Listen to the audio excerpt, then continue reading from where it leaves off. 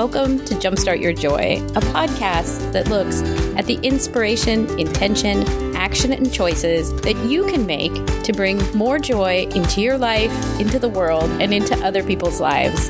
This is your host, Paula Jenkins.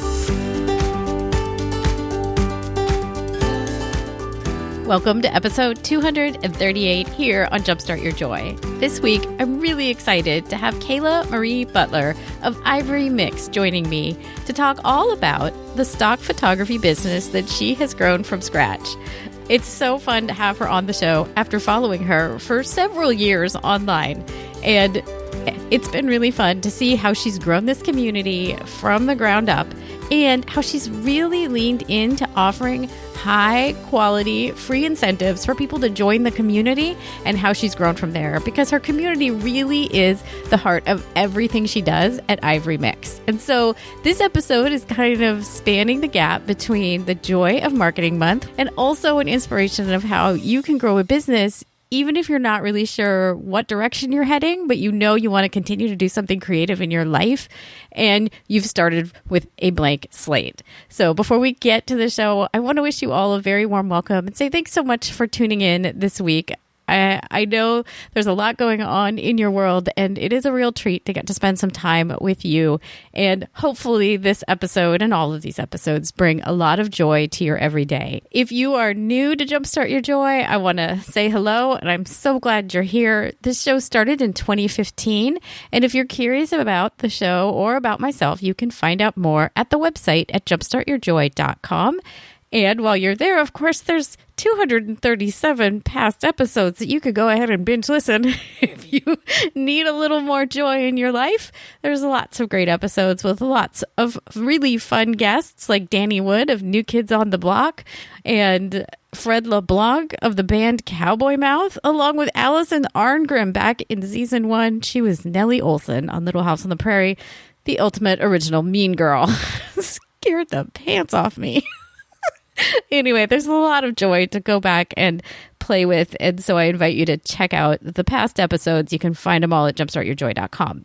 If you're looking for the show notes on this one, you can find them at jumpstartyourjoy.com/Kayla, Kayla, and you can also find those show notes in your app. Also, of course, if you like what you hear and you want to subscribe, you can find Jumpstart Your Joy on any of the podcatchers, any app out there. We are on it, and I suggest Spotify is a lot of fun because you can make your own playlists. You can find Jumpstart Your Joy there, along with TuneIn, which actually it connects through with your Alexa, and Apple Podcasts, of course, is another great one. While you're there, please leave a review and a rating, if you will, because it does make a difference for the whole algorithm.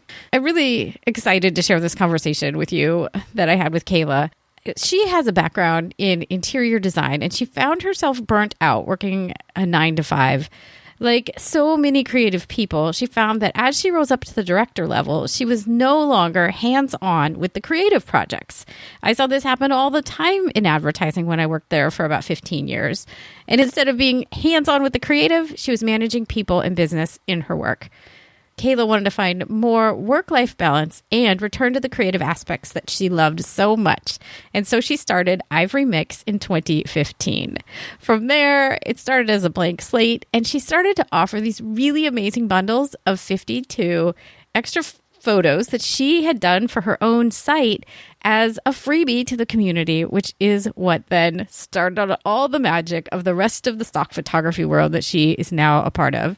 So it is so much fun to have her on the show. She has such an interesting take on the marketing of it all and how you can grow a business from a creative perspective that you just love. So welcome to the show, Kayla. Thank you. Thank you for having me. Yay, I'm so glad that you are here. I feel like this has been a long time in the making. I am happy to be here. Would you tell us about what you loved most in school or as a child? What were your earliest sparks of joy?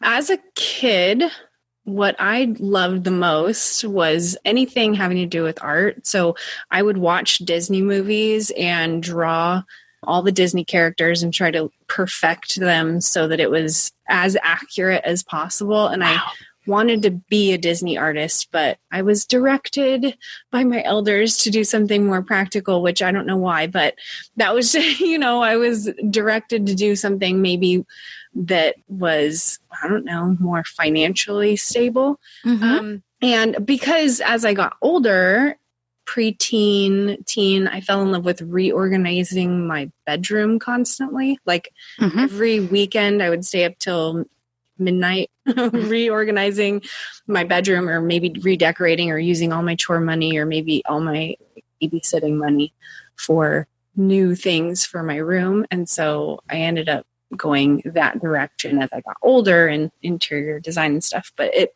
very much all started with loving creativity and art and organizing. I love that so much. I remember hitting kind of maybe the early teen years and always wanting to come up with something new in my bedroom, like hanging a basket from the ceiling to put all my like stationery supplies, like weird stuff where it was like, oh my gosh, this is so much fun. So I could totally relate to that energy and that draw. Yeah. I loved it. It was so fun. So then would you like to explain and introduce us to what you do with Ivory Mix? Right now, I am the CEO and founder of Ivory Mix, ivorymix.com. And what I do, this is where the getting really good at your elevator pitch comes into play. But what I do, if I were to describe it, would be I create stock photography and resources that are easy to use for entrepreneurs to help them get more traffic, subscribers, and sales in their business. So what that entails on a day-to-day basis is, taking photos, creating graphics, writing captions, and teaching through tutorials and workshops, different things that I've learned in marketing and branding and, creating impactful, meaningful messages to reach our target audiences. And so that's what I do like on a day-to-day basis. How I got here. Yeah. That's well. And so I love I'll insert this part. Like I really wanted to have you on this month because it's the Joy of Marketing Month. And I really love how you provide these amazing tools to people. Full disclosure, I am one of the VIP members. No, this is not an ad. I just had to have Kayla on because I love getting your stuff every month because it just blows my mind. Like every time I feel like you've crafted things that I can easily use, just like you said, and put it into place. And it's one less thing that I have to do. And it's fun to play with it too. The other reason that is like so cool is there's so many multi-passionates I know that listen in. And I think your story is also, you've kind of shared that you started in interior design. So your path to getting to where you are is also so amazing. So everybody sit back, get comfortable. Because I've always known what I wanted to do. I always knew that I wanted to be in design somehow, be creative. And to be honest, when I first was in college, I didn't think that I wanted to own a business. I was actually pretty adamant. I'm not going to own my own business because I was 17 years old when I started college. And I went to basically a trade school for becoming an interior designer. So everything was hyper-focused on becoming an interior designer because I knew exactly what I wanted to do. But everything that they teach you in school is how to run your own business and how to be your own freelance designer and how to, run maybe an agency of your own, some kind of designer service of your own. But I was 17, very insecure, I was confident, but, not confident enough to run my own business. And so I was still learning the ropes, but I went straight into interior design, working for other people's smaller businesses. I grew over 16 years in my career to a corner office. I legitimately had a team underneath me. I had a director's title. I was busy, but I wasn't creative anymore after 16 years of being an interior designer, which just, shows you that I achieved what I went out to achieve, but at a much younger age than I thought that I was going to achieve it. And I got very bored very quickly. And I knew that I had other potential, other things I wanted to do. Plus, I went through the recession in, 2007 or so. And being in that industry at that time for me showed me that things can be difficult financially if you're in a specific industry and not in control of your own income.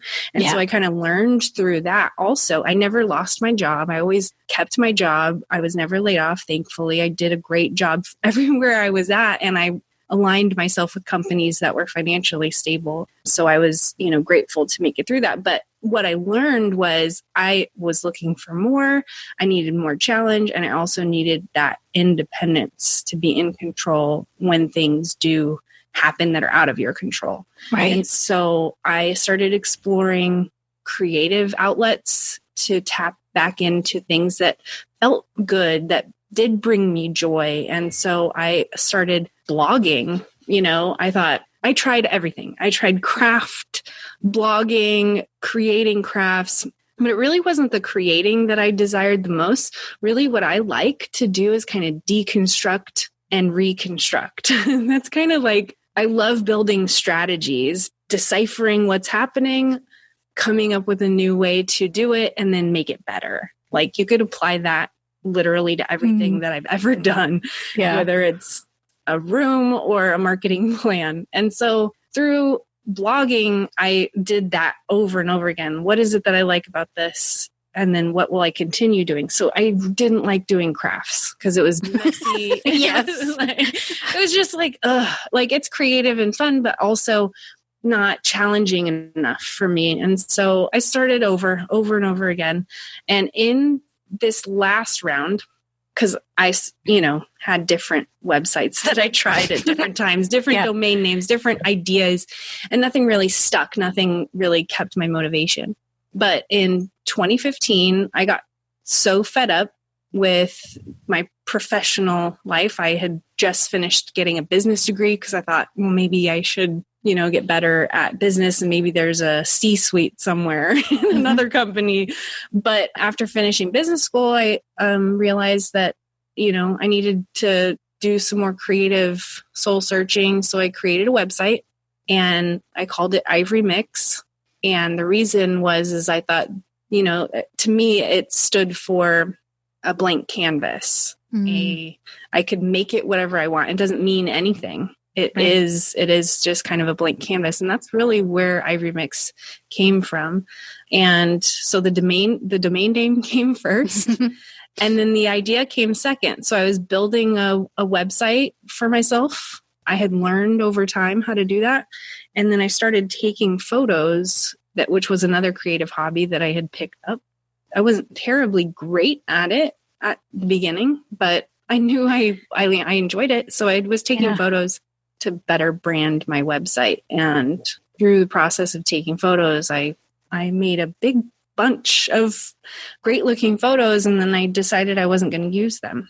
But through the blogging community, I had known that stock photos was a thing, and flat lays was a thing that was growing in popularity. And because I had created so many that I had planned to use for myself, but I wasn't, I decided to see if the community of bloggers that I was kind of in would like to use them in exchange for an email address. Join my newsletter and I'll give you 52. I remember it was exactly 52 stock photos. And so that's really how it started. It's amazing. Well, and I'm thinking, I think I said it in our email exchange, like, I'm not exactly sure when I first found out about Ivory Mix, but I wonder if because that sounds really familiar, and I might have been one of the early ones that signed up for the original 52.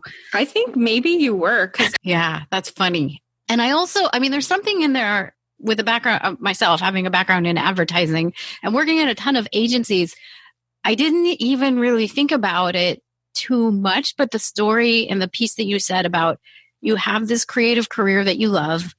And then as you get into the point where you're managing people and managing the process, you're no longer doing the creative thing.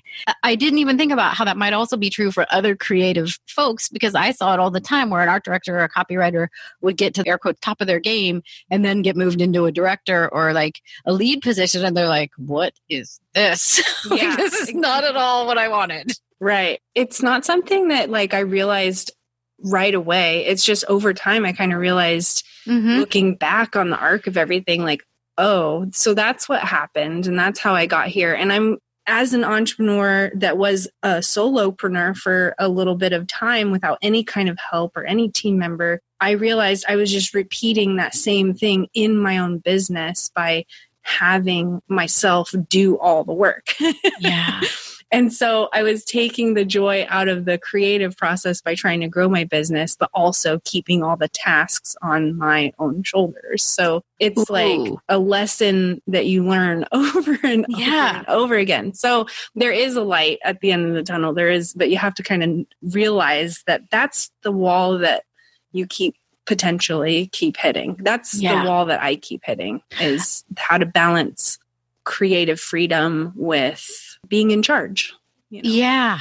Oh, yes. I'm like holding my breath. I want to jump in. It's like, because yes, I see myself doing the same thing. I mean, my background is project management and I love doing strategy around like web builds and like somebody's like a content plan, but like the reason and the why behind it, not just like you're going to write these 15 posts. Like that's boring. I mean, I can do it, but that's not my favorite part. But I find myself doing the same thing here with podcasting is yes, I can edit and yes, I can do the other things because I had to, but those are not my favorite parts about being a producer. Right. Like I love working with people to figure out the things like the why behind their show and like all that. So, so good. So I hadn't really thought about it in those terms either, is that now I've got some people that support me and so I can get back into the thing that I love. But you're right. It is kind of like seeing, I'm getting further away and I'm literally leaning away from the microphone, but like I'm getting further away from that thing and how do I get back to it? And like exactly. Yeah. Kind of big spirals out and back in. Yeah. It's so cool. So what would you say is if we're talking about kind of the joy of all of this, I know that one of the things that totally impresses me about your work and I'd say your brand, but I'm really hesitant to even like say it's not about the brand is my sense with your company, is that you really engage with the people that are subscribing to your membership and that are using your photos and all your stuff. Like you really love engaging with us. I do. It's never been about me. And I have to catch myself anytime that I start to like feel the urge to like do something that feels like it's about me. Cause then there's no shame in doing those things as long as it aligns with the mission. But I've been very clear on my mission from the very beginning. And one of the first things that I ever did to grow Ivory Mix from a hobby into a business was actually lean into creating. This is going to be like a curse word to some people, but it's not. Creating custom photos for people. Subscribers for free. That's what I did for probably the first year. And I think is one of the reasons why Ivory Mix grew as rapidly as it did in the first year for me, because I had nothing to lose. I had a full-time job and I was doing this part-time thing, trying to grow it. But for me, creating things for people that felt customized so that they could grow their thing gave me a lot of creative freedom, gave me some joy to give back, but also allowed me to grow the thing that I wanted to grow. But what I learned in the process was I was able to demonstrate authority in that space without, so it was like free advertising, you know, I gave away some of my best stuff, which is I customize photos for people for free.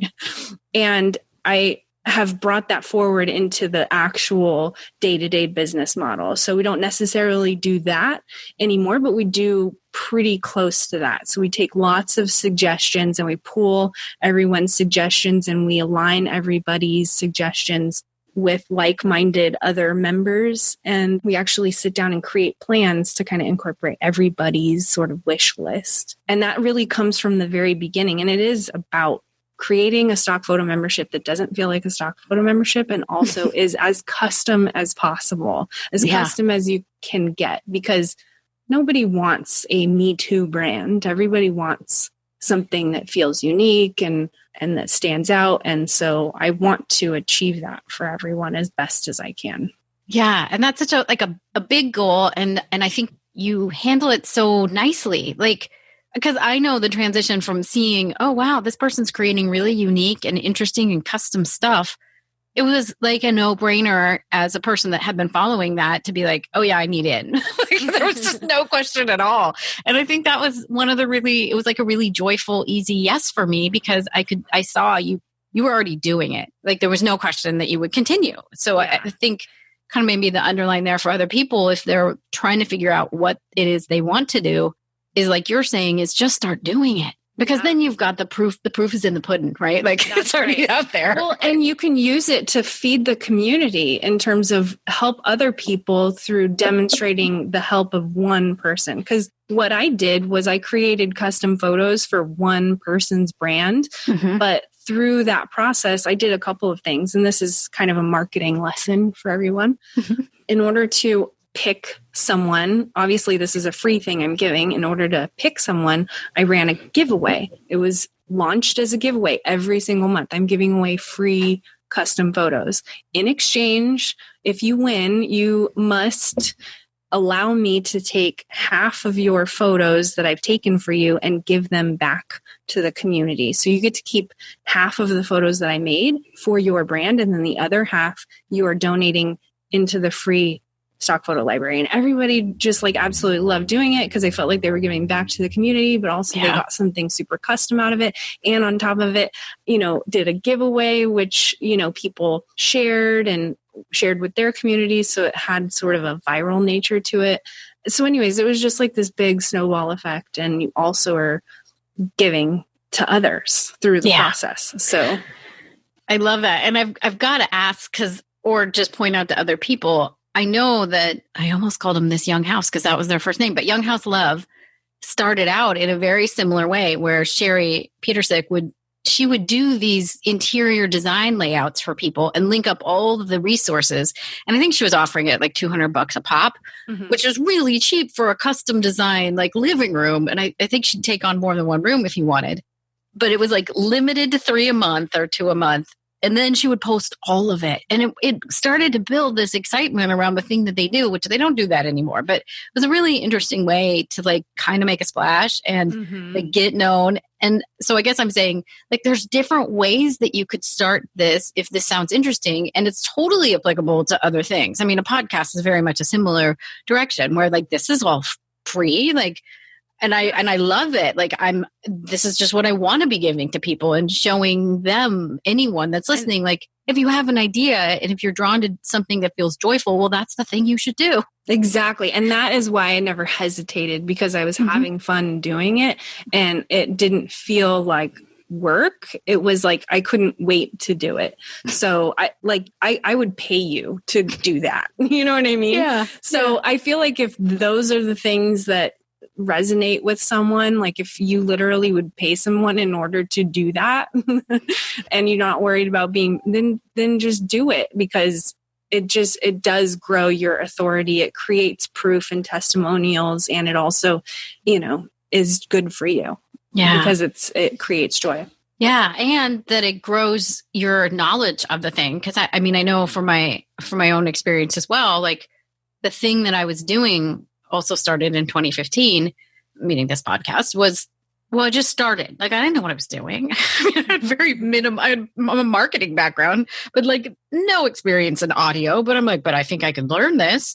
And then people started asking me, how do I do it? And that became the mix for me that people came to me because I started just telling them how I did it. Right. And they're like, can you just do it for me? And I'm like, well, yeah. Who knew this was a business? Exactly. Wait, I get to do this? Yeah, it's super fun.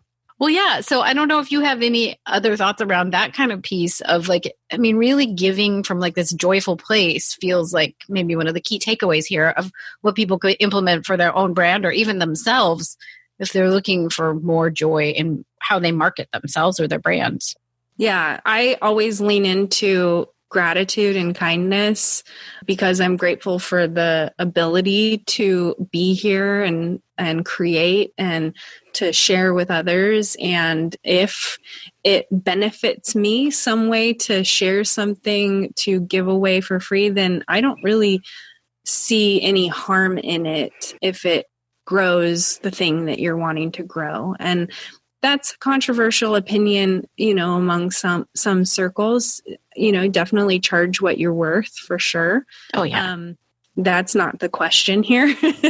It's more just about trying new things that feel like a good fit for this and leaning into those things that you do bring joy. And also it's just nice to do for others, Mm-hmm.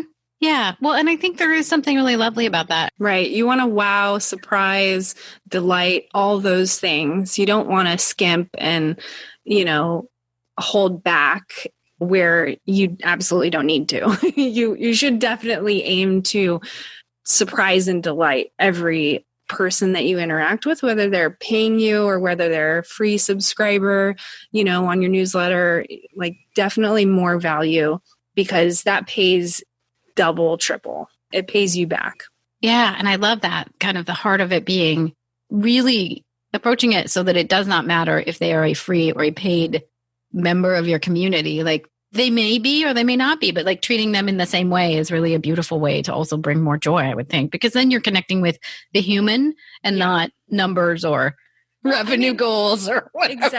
Exactly. Yeah. And I serve a specific community too, and everybody has their own specific community. So for someone who has a community of people who maybe are more like well off, or maybe more, looking for something higher end. They've tried some lesser expensive things and they're looking to go into something that's a little more customized or whatever. So you got to like pay attention to who your customer or your subscribers are and your specific business model. But I serve a specific community who's growing their businesses, who maybe don't have a ton of, cash necessarily to lay down into custom stuff. So I'm very hyper aware of who I'm serving too. Mm-hmm. And so I try to match those free things and those free opportunities with the audience and my members, and just something to also keep in mind. Yeah, I think that's super good. And knowing that people that come along and are interested in your work, if they're growing, I mean, maybe this is kind of the underlining of that as well, that they will eventually likely grow into people who, could pay for a service. And then when they already know, like, and love you, like, it's a pretty natural transition. When they're ready, you're already there and you've already shown them what you can do. And that's coming from a place of love as well. Like, I'm here for you while you're growing. And I'm also here for you when you're ready to put out a little bit more and invest in some of this in a different way. Can I share like a short story really quick? I would love that. Yeah. Well, so we just had our VIP membership doors open and they just closed recently, and I extended it for 2 more days, I think, this past time. I don't normally do that, but I decided to do it this time, and just because of the quality of questions that I was getting.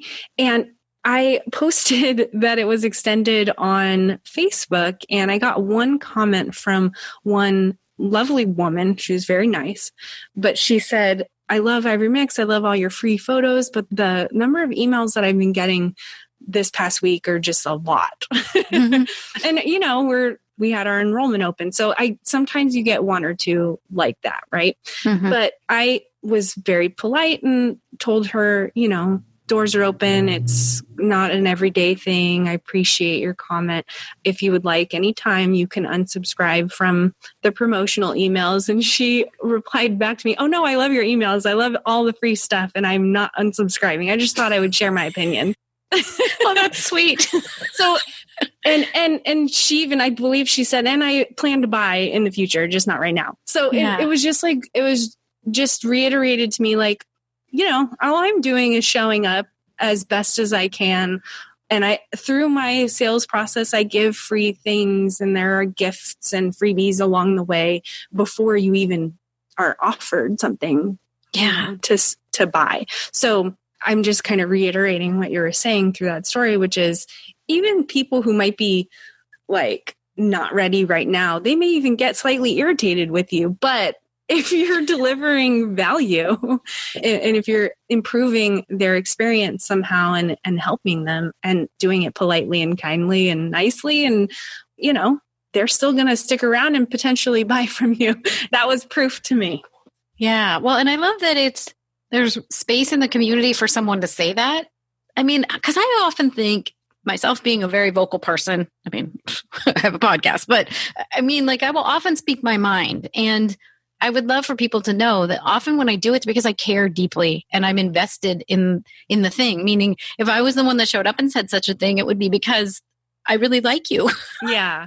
Right. So I'm glad that you can also see it that way. I don't know why I'm speaking up for the underdog here, but that's no, definitely. And I wasn't upset with her comment whatsoever. I take everything that everyone says, obviously with a grain of salt, but I take it as constructive and for that very reason. So I was impressed with the exchange that even after being slightly frustrated with the number of emails on a particular day, she was not willing to unsubscribe and was still happy.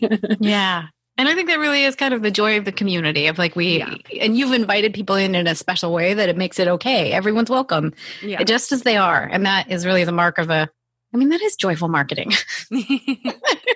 So if someone is interested, what kinds of things do you have going on, kind of this month or in general that maybe people could interact with your brand? Or when is membership open again? What have you got coming up? Yeah, so free membership is open all the time. So they can join now today at ivorymix.com. There's a button at the top that says free stock photos. They click on it and they can enroll in the free membership. It's absolutely free. You get 550 free stock photos. So you can use them. The license is on there so you can understand the use license. But enrollment for our elite membership is always open as well. You can go to ivorymix.com/membership to grab that. And if you're interested in the VIP membership, you can join the wait list on that same ivorymix.com/membership page.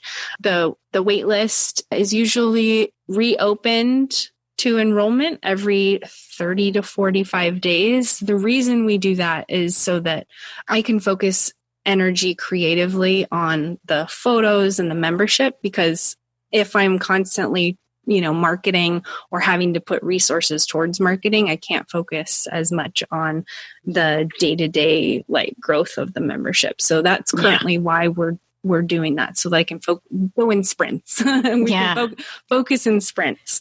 And so, every 30 to 45 days. So in the next, maybe early March, you'll see the VIP membership open again. And I will link up to that in the show notes as well. And I just, there was something, the sprint idea. Whew, Kayla.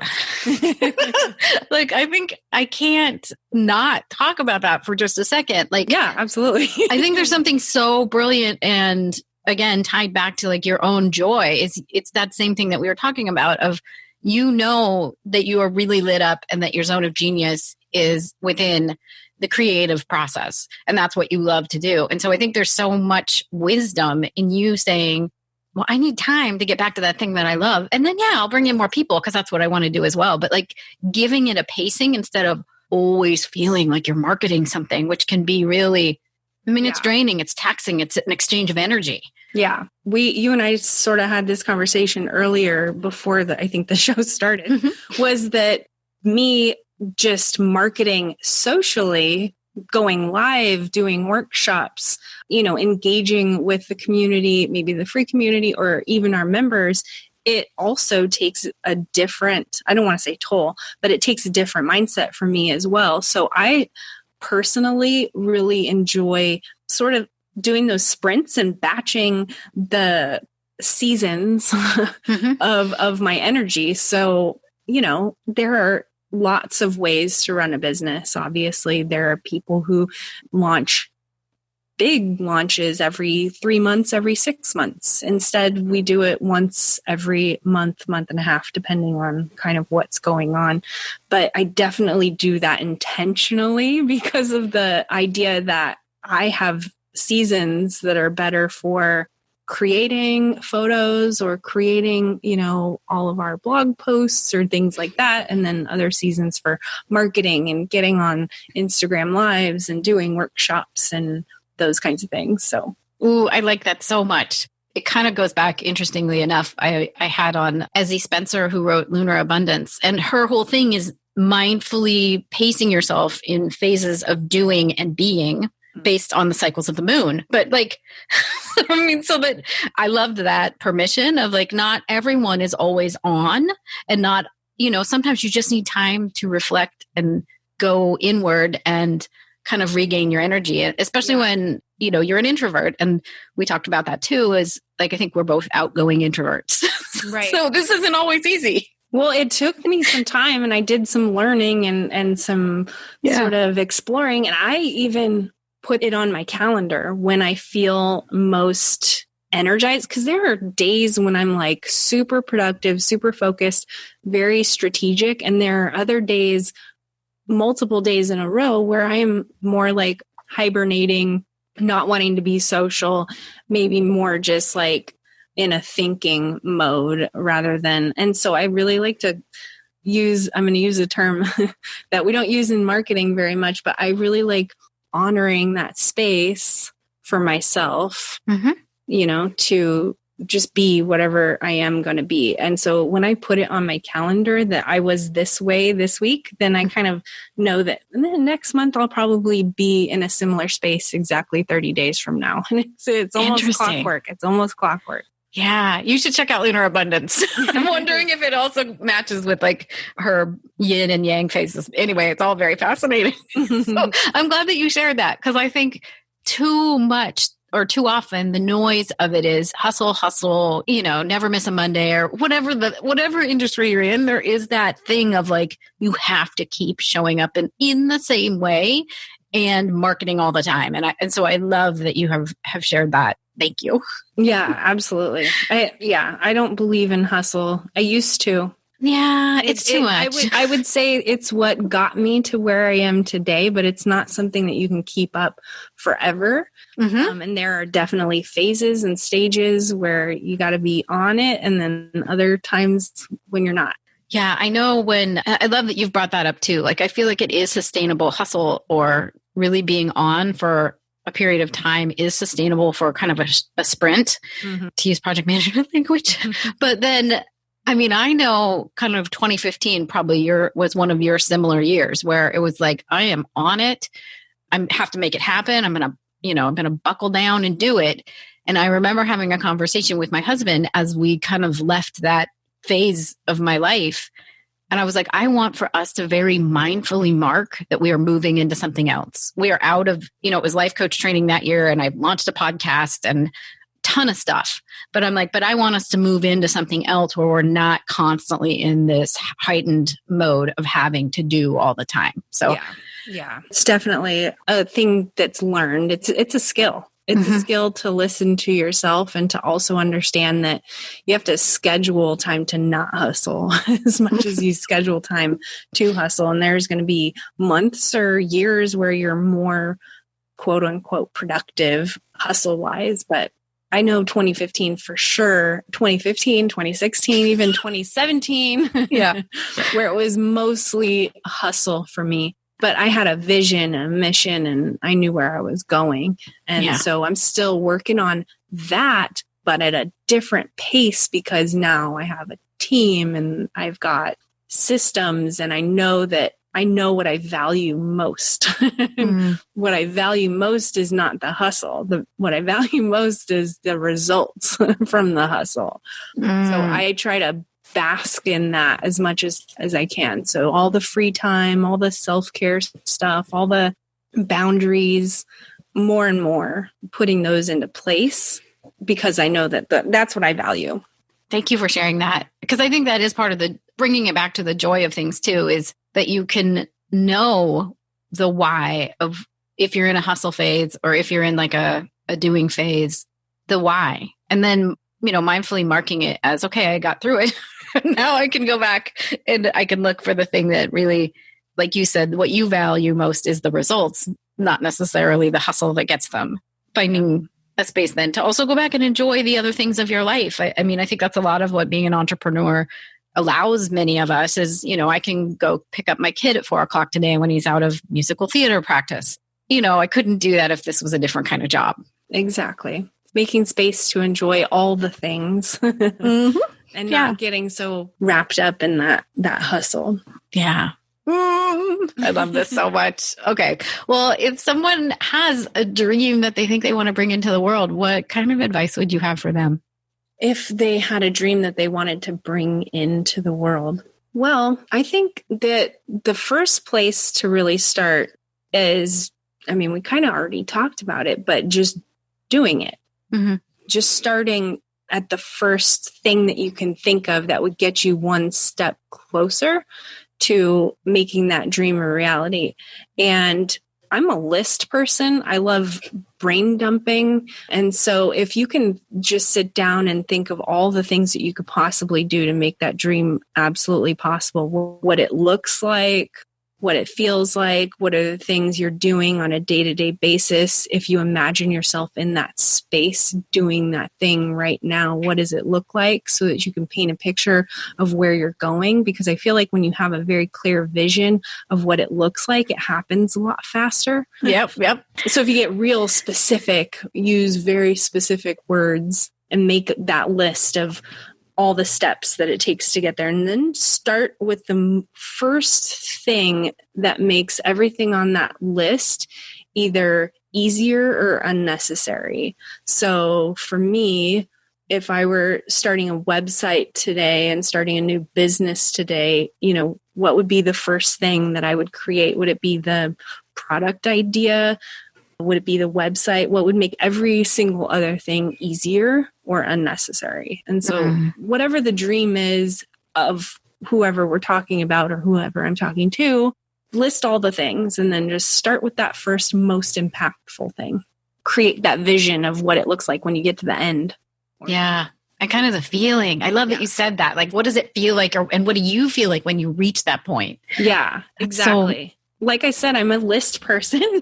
And like, if I make a goal for myself and I just put it in a very passive voice on my list, I don't really feel like it's real. But if I start using verbs and using language that makes me feel like, okay, I know what to do next, it becomes more actionable.